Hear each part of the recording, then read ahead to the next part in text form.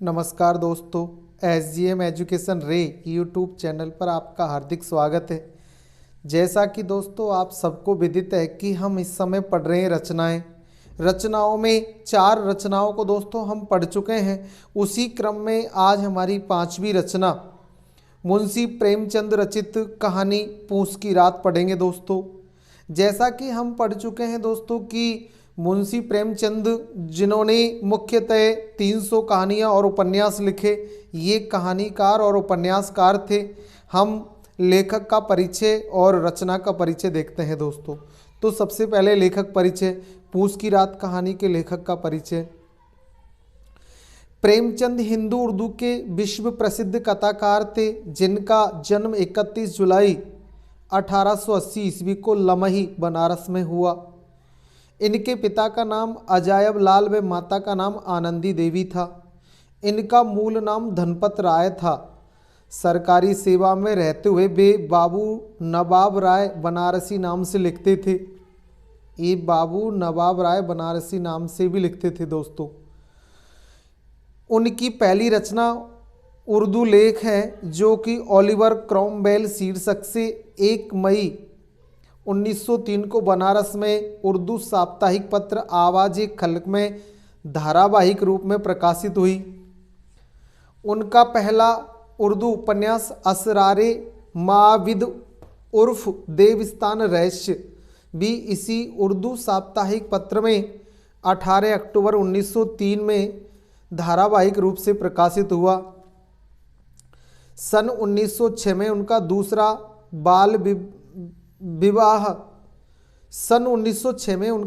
विवाह बाल विधवा शिवरानी देवी से हुआ और 1907 में विधवा विवाह पर आधारित पहला उपन्यास हिंदी उपन्यास प्रेमा भी प्रकाशित हुआ। इन्होंने विधवा विवाह को लेकर ये उपन्यास लिखा था दोस्तों। उनकी पहली मौलिक कहानी संसार का अनमोल रत्न मानी जाती है। यह 1907 में जमाना नामक पत्रिका में प्रकाशित हुई। उनका पहला उर्दू कहानी संग्रह सोझे वतन 1907 में छपा। इस संग्रह में देश प्रेम से भरी 5 कहानियां हैं। इसे राष्ट्रीय भावनाओं से संबंधित होने के कारण अंग्रेज सरकार द्वारा जब्त कर लिया गया। इसके बाद इन्होंने प्रेमचंद नाम से रचनाएं लिखना प्रारंभ की। यह नाम उन्हें मुंशी दया नारायण निगम ने दिया। प्रेमचंद नाम इनको मुंशी दया नारायण निगम ने दिया था दोस्तों। प्रेमचंद नाम से प्रकाशित होने वाली उनकी पहली कहानी थी बड़े घर की बेटी, जो जमाना के मार्च 1910 के अंक में छपी। उनकी पहली हिंदी कहानी सौत हिंदी की प्रसिद्ध मासिक पत्रिका सरस्वती के दिसंबर 1915 के अंक में प्रकाशित हुई। उनका प्रथम हिंदी कहानी संग्रह शब्द सरोज 1917 में प्रकाशित हुआ, जिसमें निम्न 7 कहानियाँ थी: बड़े घर की बेटी, नमक का दरोगा, शौत, उपदेश, सज्जनता का दंड, परीक्षा, पंच परमेश्वर। ये इनके कहानी संग्रह थे दोस्तों। प्रथम हिंदी कहानी संग्रह शब्द सरोज जो कि 1917 में प्रकाशित हुआ, इसमें ये 7 कहानियाँ थी। इस कहानी संग्रह की भूमिका में मन्नन द्विवेदी ने प्रेमचंद को बंगला लेखक ठाकुर रविंद्रनाथ के समकक्ष रखकर देखा। प्रेमचंद का प्रसिद्ध उपन्यास सेवा सदन दिसंबर 1918 में प्रकाशित हुआ, जो हिंदी का प्रथम मौलिक एवं युगांतकारी उपन्यास माना जाता है। गोदान इनका अंतिम उपन्यास व कफन अंतिम कहानी मानी जाती है दोस्तों। गोदान जो कि किसान जीवन के ऊपर लिखा गया एक महाकाव्यात्मक उपन्यास है और कफन इनकी यथार्थवादी श्रेष्ठ कहानियों में मानी जाती है। प्रेमचंद का बचपन अभावों में बीता। बीए के बाद वे एमए करना चाहते थे, किंतु पारिवारिक समस्याओं के चलते उन्हें नौकरी करनी पड़ी। गांधी जी के असहयोग आंदोलन में भाग लेने के कारण उन्हें नौकरी से त्यागपत्र देना पड़ा। हिंदी साहित्य के इतिहास में कहानी एवं उपन्यास विद्या के विकास का काल विभाजन प्रेमचंद को ही केंद्र में रखकर किया गया है। प्रेमचंद पूर्व युग, प्रेमचंद युग, प्रेमचंदोत्तर युग, इस नाम से इनके नाम से ही विभाजित किया गया है ये कहानियों का समय। प्रेमचंद ने कहानी एवं उपन्यास की विद्या को कल्पना एवं रोमानियत से निकालकर यथार्थ से जोड़ दिया। इसमें उन्होंने हिंदुस्तानी हिंदी उर्दू मिश्रित भाषा का प्रयोग किया। पंच परमेश्वर कहानी एवं सेवा सदन उपन्यास में सामाजिक जीवन को कहानी का आधार बनाते हुए यथार्थवादी रूप दिया गया है। उन्होंने अपने साहित्य में आदर्शोन्मुख यथार्थवाद का प्रयोग किया है। सेवा सदन, प्रेमाश्रम उपन्यास तथा पंच परमेश्वर, बड़े घर की बेटी, नमक का दरोगा आदि कहानियां आदर्श उन्मुख यथार्थवाद पर आधारित है, किंतु बाद में उनके साहित्य में आदर्शवादी तत्व कम होता जाता है तथा जीवन की कठोर वास्तविकता दिखलाई पड़ती है। गोदान उपन्यास तथा पूस की रात, कफन आदि कहानियाँ इसके जीवंत उदाहरण हैं।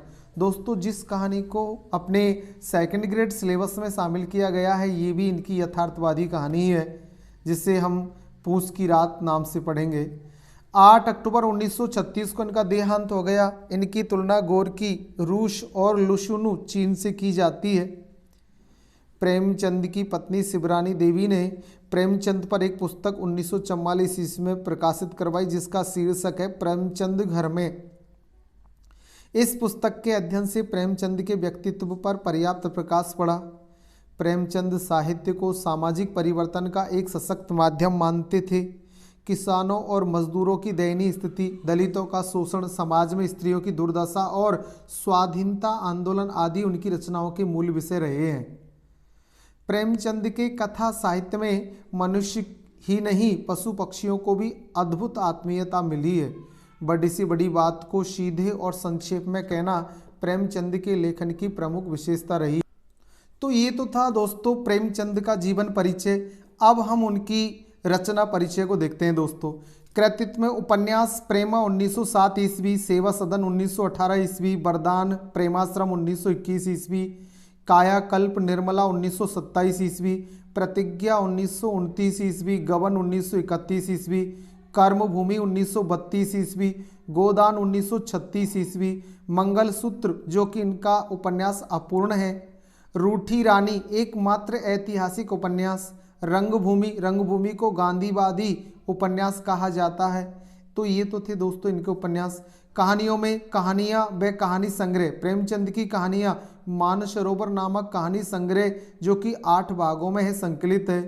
सप्त सरोज, नवनिधि, प्रेम पूर्णिमा, सोजे वतन, गुप्तधन इनके अन्य कहानी संग्रह। इनकी कुछ प्रमुख कहानियों में पंच परमेश्वर, बूढ़ी काकी, बड़े भाई साहब, ईदगाह, गुल्ली डंडा, सुजान भगत, कजाकी, प्रेरणा, नमक का दारोगा, पूस की रात, सदगति, बड़े घर की बेटी, शतरंज के खिलाड़ी, ठाकुर का कुआं, कफन इत्यादि अत्यधिक प्रसिद्ध है दोस्तों।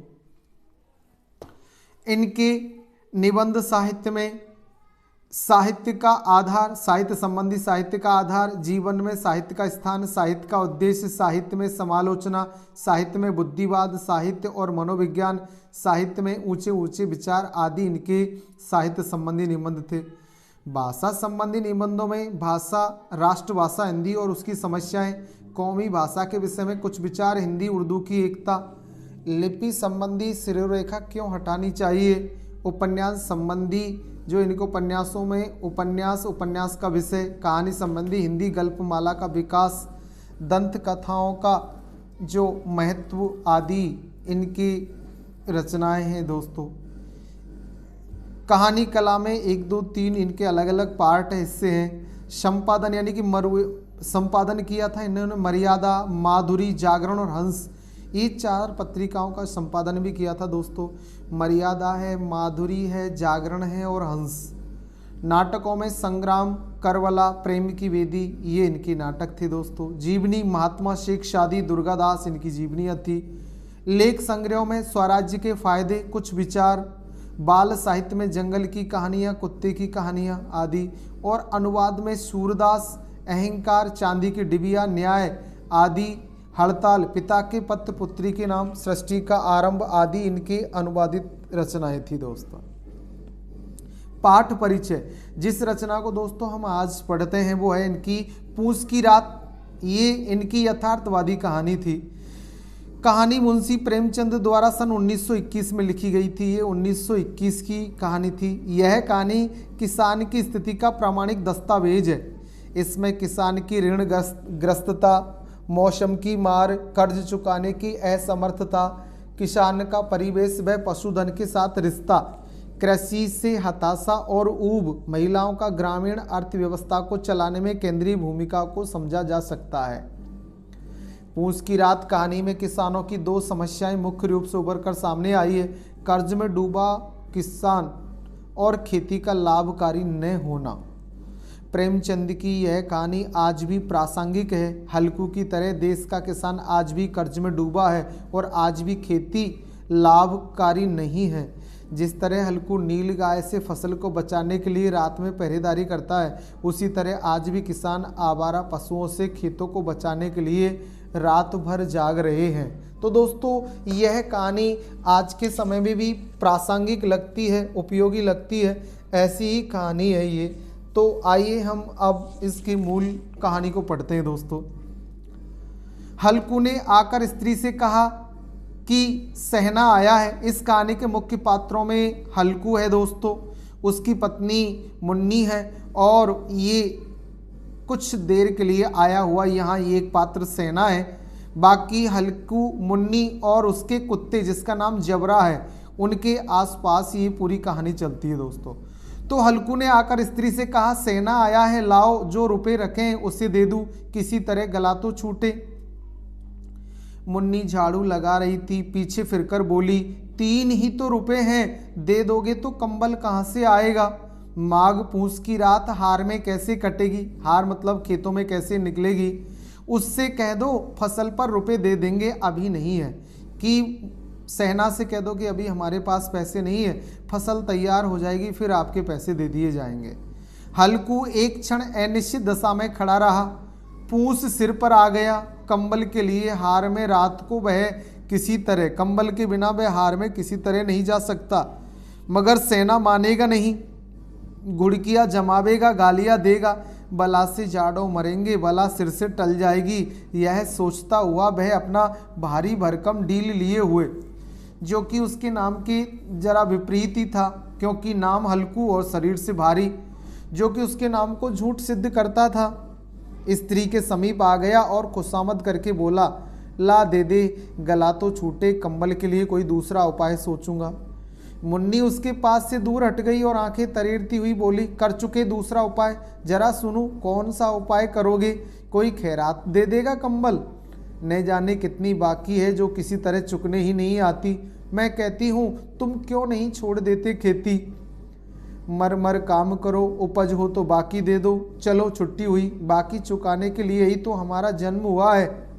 पेट के लिए मजूरी करो, ऐसी खेती से बाज आए, मैं रुपए न दूंगी न दूंगी। हल्कू उदास होकर बोला, तो क्या गाली खाऊं? मुन्नी ने तड़प कर कहा, गाली क्यों देगा, क्या उसका राज है? मगर यह कहने के साथ ही उसकी तनी हुई भौहें ढीली पड़ गई। हल्कू के उस वाक्य में जो कठोर सत्य था, वह मानो एक भीषण जंतु की भांति उसे घूर रहा था। उसने जाकर आले से रुपए निकाले और लाकर हल्कू के हाथ पर रख दिए। फिर बोली, तुम छोड़ दो अब की से खेती, मजूरी में सुख से एक रोटी खाने को तो मिलेगी, किसी की धौंस तो नहीं रहेगी। अच्छी खेती है, मजूरी करके लाओ, वह उसी में झोंक दो, उस पर से धौंस। हल्कू ने रुपए लिए और इस तरह बाहर चला मानो कि उसका हृदय निकाल देने जा रहा हो। उसने मजूरी से एक एक पैसा काट काट कर 3 रुपए कंबल के लिए जमा किए थे। वह आज निकले जा रहे थे। एक एक पग के साथ उसका मस्तक अपनी दीनता के भार से दबा जा रहा था। कहानी का दूसरा अंक स्टार्ट होता है दोस्तों यहाँ से। पूस की अंधेरी रात। अब ये कहानी दोस्तों हल्कू जो कि अपने खेतों पर रखवाली कर रहा वहाँ पहुँच जाती है। यहाँ दोनों की कंबल को लेकर चिंता को दिखाया है और दूसरे अंक में कहानी हल्कू द्वारा अपने खेत पर रखवाली के लिए जाने की बात को और खेत पर रखवाली करते समय सर्दी से बुरे हाल को बताया है। पूस की अंधेरी रात, आकाश पर तारे ठिठुरते हुए मालूम होते थे। हल्कू अपने खेत के किनारे ऊख के पत्तों की एक छतरी के नीचे बांस के खटोले पर अपनी पुरानी गाढ़े की चादर ओढ़े कांप रहा था। पिछले साल की जो चादर थी। खाट के नीचे उसका संगी कुत्ता जिसका नाम है दोस्तों जबरा, पेट में मुँह डाले सर्दी से कूकू कर रहा था। 2 में से एक को भी नींद नहीं आती थी सर्दी की वजह से। हल्कू ने घुटनियों को गर्दन में चिपकाते हुए कहा, क्यों जबरा, जाड़ा लगता है? कहता तो था घर में पुआल पर लेटा रहे, तो यहाँ क्या लेने आए थे? अब खाओ, ठंड में क्या करूँ? जानते थे मैं यहाँ हलवा पूरी खाने आ रहा हूँ। दौड़े दौड़े आगे आगे चले आए, अब रो नानी के नाम को। जबरा ने पड़े पड़े दुम हिलाई और अपनी कूकू को दीर्घ बनाता हुआ एक बार फिर जमाई लेकर चुप हो गया। उसकी स्वान बुद्धि ने शायद ताड़ लिया कि स्वामी को मेरी कूकू से नींद नहीं आ रही है। हल्कू ने हाथ निकालकर जबरा की ठंडी पीठ सहलाते हुए कहा, कल से मत आना मेरे साथ, नहीं तो ठंडे हो जाओगे। यह रांड पछुआ न जाने कहाँ से बर्फ लिए आ रही है। ये पश्चिमी दिशाओं से चलने वाली हवा को लेकर दोस्तों ये लिया है शब्द। रांड यानी कि गुस्से में उसे गाली दी है कि ये हवा जो पश्चिमी विक्षोभ से हमारे सर्दियों में बरसात होती है, जैसे मावट कहते हैं, उसी हवा को कहा है यहाँ। उठूँ फिर एक चिलम भरूँ, किसी तरह रात तो कटे, 8 चिलम तो पी चुका, यह खेती का मजा है। और एक एक भगवान ऐसे पड़े हैं जिनके पास जाड़ा जाए तो गर्मी से घबरा कर भागे। मोटे मोटे गद्दे, लिहाफ, कंबल, मजाल है कि जाड़े का गुजर हो जाए। तकदीर की खूबी है, मजूरी हम करें और मजा दूसरे लूटे। हल्कू उठा जिस गड्ढे में उसने आग रख रखी थी, गड्ढे में से जरा सी आग निकालकर चिलम भरी। जबरा भी उठ बैठा। हल्कू ने चिलम पीते हुए कहा, पिएगा चिलम? जाड़ा तो क्या जाता है, जरा मन बहल जाता है। इस तरह हल्कू अपनी दीनता को लेकर और वहाँ सर्दी मरते हुए अपने कुत्ते से। जबरा ने उसकी मुँह की ओर प्रेम से छलकती हुई आंखों से देखा।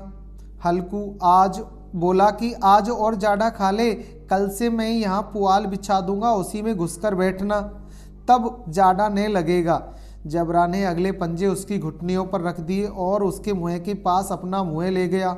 हल्कू को उसकी गर्म सांस लगी। चिलम पीकर हल्कू फिर लेटा और निश्चय करके लेटा कि चाहे कुछ हो अब की सो जाऊंगा। पर एक ही क्षण में उसके हृदय में कंपन होने लगा।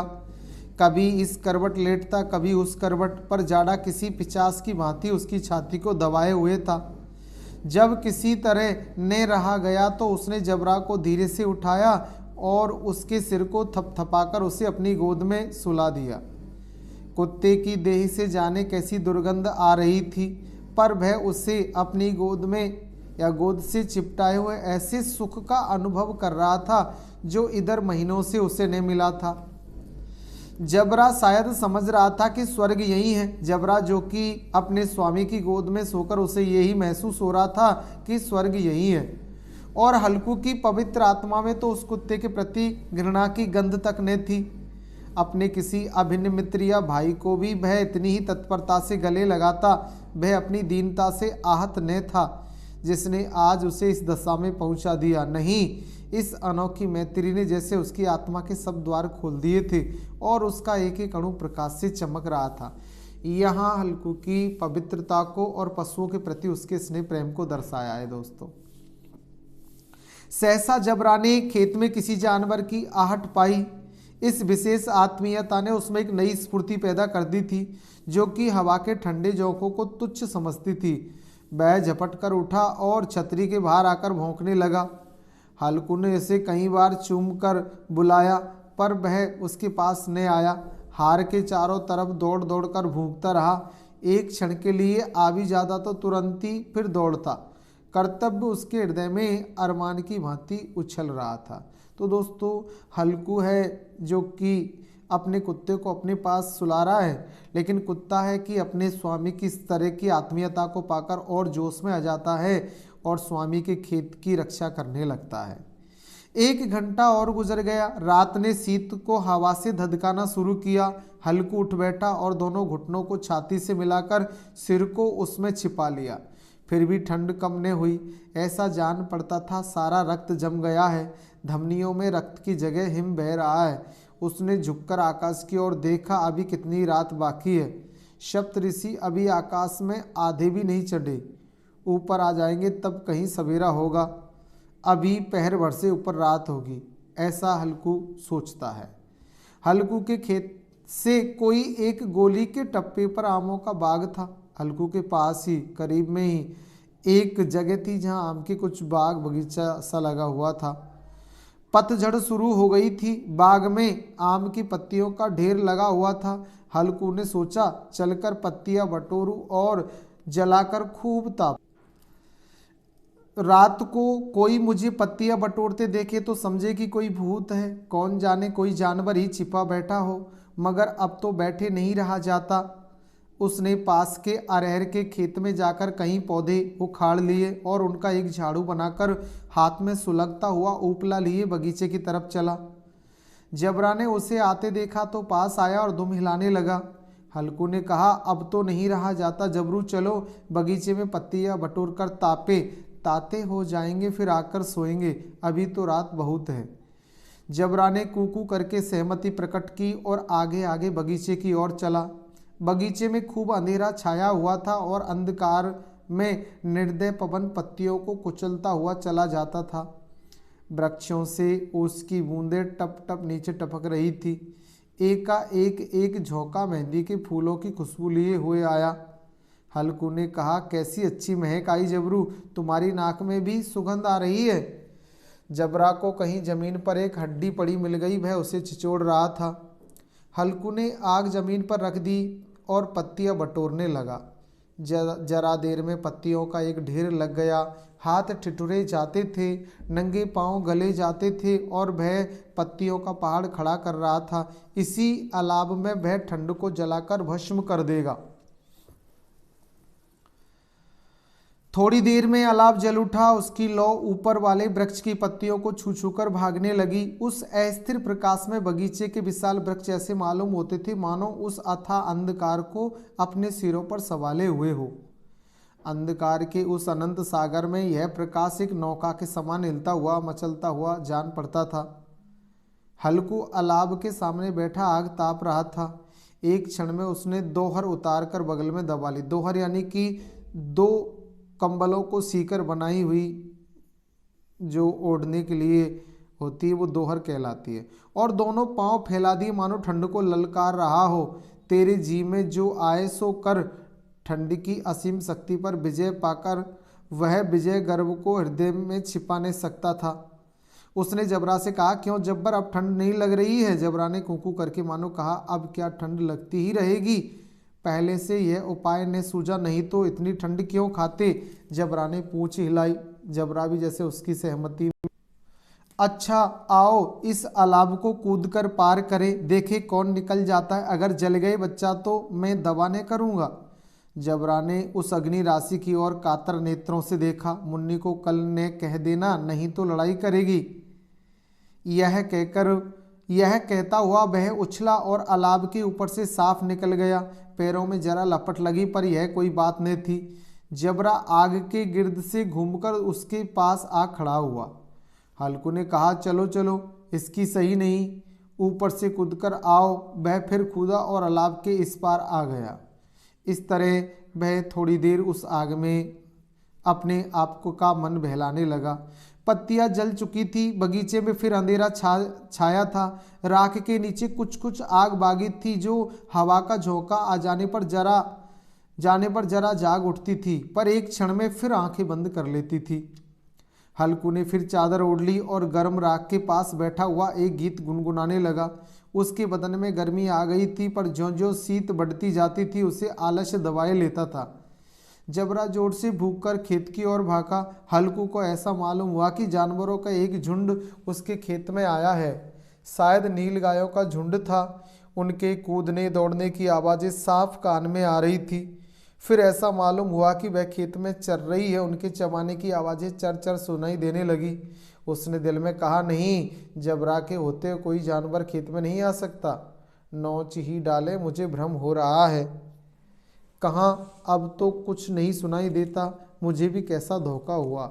उसने जोर से आवाज़ लगाई, जबरा जबरा। जबरा भूखता रहा, उसके पास नहीं आया। फिर खेत के चरे जाने की आहट मिली। अब वह अपने को धोखा नहीं दे सका। उसने अपनी जगह से हिलना जहर लग रहा था। कैसा दंदाया हुआ था। भयंकर जाड़ा पड़ रहा था, सर्दी, और उसके दांत बज रहे थे। इस जाड़े पाले में खेत में जाना, जानवरों के पीछे दौड़ना, असूझ जान बैठा ये पड़ा। वह उसके दिमाग में नहीं आया और वह अपनी जगह से न हिला। उसने जोर से आवाज़ लगाई, हिलो हिलो। जबरा भूख उठा। जानवर खेत पर चल रहे थे। फसल तैयार है। कैसी अच्छी खेती थी, पर ये दुष्ट जानवर उसका सर्वनाश किए डालते हैं। हल्कू पक्का इरादा करके उठा और 2-3 कदम चला, पर एकाएक हवा का ऐसा ठंडा चुभने वाला बिच्छू के डंक का सा झोंका लगा कि वह फिर बुझते हुए अलाव के पास आ बैठा और राख को कुरेद कर अपनी ठंडी देह को गरमाने लगा। तो दोस्तों, सर्दी की वजह से अपने खेत के चरे जाने का पता चलने के बाद में भी हल्कू वहाँ से आग के पास से उठकर खेत को बचाने या खेत की रक्षा के लिए नहीं जाता है। आगे क्या होता है। जबरा अपना गला फाड़े डालता था। नीलगाय खेत का सफाया कर डालती थी और हल्कू गर्म राख के पास शांत बैठा हुआ था। एक कर्मण्यता ने रस्सियों की भांति उसे चारों तरफ से जकड़ रखा था। उसी राख के पास गर्म जमीन पर वह चादर ओढ़कर सो गया। सवेरे जब उसकी नींद खुली तब चारों तरफ धूप फैल गई थी और मुन्नी कह रही थी, क्या आज सोते ही रहोगे? तुम यहाँ आकर रम गए और इधर सारा खेत चौपट हो गया। हल्कू ने उठकर कहा, क्या तू खेत से होकर आ रही है? मुन्नी बोली, हाँ, सारे खेत का सत्यानाश हो गया। भला ऐसे भी कोई सोता है? तुम्हारे मंडैया डालने से क्या हुआ? हल्कू ने बहाना किया कि मैं तो मरते मरते बचा, तुझे अपने खेत की पड़ी है। पेट में ऐसा दर्द हुआ कि मैं ही जानता हूँ। फिर पत्नी को अर्थात मुन्नी को उसकी चिंता हुई। दोनों फिर खेत की डांड पर आ गए। देखा सारा खेत रौंदा पड़ा हुआ है और जबरा मंडैया के नीचे चित्त लेटा है, मानो प्राणी ने हो। वो पूरी रात भौंकता रहा, थक गया इसलिए इस तरह सो रहा था। दोनों खेत की दशा देख रहे थे। मुन्नी के मुख पर उदासी छाई थी, पर हल्कू प्रसन्न था। मुन्नी ने चिंतित होकर कहा, अब मजूरी करके माल गुजारी भरनी पड़ेगी। हल्कू ने प्रसन्न मुख से कहा, रात की ठंड में यहाँ सोना तो नहीं पड़ेगा। तो दोस्तों, ये यथार्थवादी कहानी है। अंत समय तक हमने देखा कि किसान की स्थिति बद से बदतर होती जाती है, उसमें कोई सुधार नहीं होता है और खेती करके भी वो गरीब का गरीब ही रह जाता है। यही इस कहानी का मूल विषय है दोस्तों। अब इस कहानी के मुख्य फैक्ट देखते हैं। पूस की रात महान हिंदी लेखक मुंशी प्रेमचंद की एक बहुत प्रसिद्ध लघु कहानी है दोस्तों। इसका सारांश हम देखते हैं। यह कहानी ग्रामीण जीवन से संबंधित है। इस कहानी का नायक मामूली किसान है। हल्कू एक गरीब किसान है। उसके पास थोड़ी सी जमीन है जिस पर खेती करके वह गुजारा करता है, लेकिन खेती से जो आय प्राप्त होती है वह ऋण चुकाने में ही निकल जाती है, क्योंकि हल्कू पर जमींदार सहना का पैसा बकाया है, जिस पर ब्याज दर इतनी अधिक होती है कि हल्कू को यह महसूस होता है कि वह जीवन भर कर्ज नहीं चुका पाएगा। सर्दियों में कंबल खरीदने के लिए उसने मजदूरी करके बड़ी मुश्किल से 3 रुपये इकट्ठे किए हैं, लेकिन वह 3 रुपये भी महाजन ले जाता है। उसकी पत्नी मुन्नी इसका बहुत विरोध करती है, लेकिन हल्कू जोर देकर कहते हैं कि ठंडी रातें उसके लड़ने से बेहतर है। वह सेना को पैसे दे देता है। हल्कू अपनी फसल की देखभाल के लिए खेत पर जाता है। उसके साथ उसका पालतू कुत्ता जबरा जाता है। वहीं अंधकार और अकेलेपन में उसका साथी है। पूस का महीना है, ठंडी हवा चल रही है। हल्कू के पास चादर के अलावा उड़ने को कुछ नहीं। एक आदमी और एक जानवर के बीच सभी अंतर को भूलकर वह कुत्ते के साथ मन बहलाने की कोशिश करता है, किंतु ठंड से मुक्ति नहीं मिलती। जल्दी ही कुत्ते को आवाज़ सुनाई देती है और वह खेत में भागते समय भौंकता है। हल्कू तारों वाले आकाश को देखता है। उसे लगता है सुबह दूर है। वह पास के आम के बगीचे में पत्ते इकट्ठी कर अलाव जलाता है। अलाव की आग से उसका शरीर गर्मा जाता है और उसे राहत मिलती है, जिससे वह खेत की देखभाल करना भूल जाता है। जल्दी ही नीलगाय उसके खेत पर हमला करती है। कुत्ता भौंकता है और खेत में भाग जाता है। जानवरों को भगाने की जिम्मेदारी लेने के बजाय हल्कू अलाव के चारों ओर आराम से बैठा रहता है। वह अपने मन की झूठी दिलासा देते हुए सोचता है कि जबरा के होते कोई जानवर खेत में नहीं आ सकता। एक बार उठता भी है तो 2-3 कदम चलता, लेकिन ठंड के तेज झोंके के कारण वह फिर अलाव के पास बैठ जाता है। सुबह होते ही सूरज की तेज किरणें पूरे गांव में अपनी मौजूदगी दर्ज कराती है। हल्कू को उसकी पत्नी ने जगाया और बताया कि सारी फसल नीलगाय चर गई। वह चिंतित होकर यह भी कहती है कि अब मजदूरी करके माल गुजारी भरनी पड़ेगी। इस पर हल्कू प्रसन्न होकर कहता है कि अब रात को ठंड में यहाँ सोना नहीं पड़ेगा। तो दोस्तों यह कहानी किसानों की मूल स्थिति को बयां करती है, लेकिन उसका कोई समाधान नहीं खोजती प्रतीत होती है। तो इस कहानी की मूल अंश देखते हैं दोस्तों। जरा सुनो कौन उपाय करोगे, कोई खैरात दे देगा कंबल, यह मुन्नी ने हल्कू से कहा।